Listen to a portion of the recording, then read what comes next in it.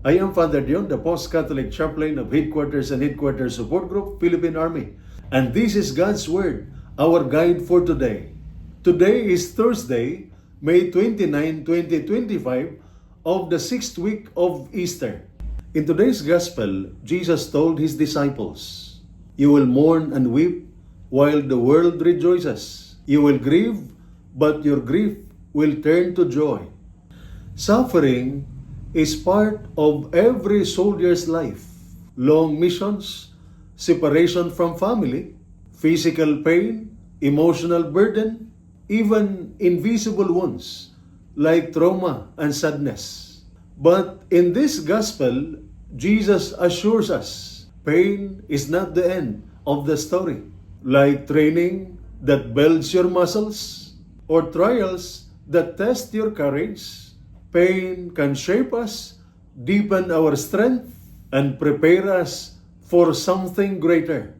It doesn't mean God wants us to suffer, but He never lets our suffering go to waste.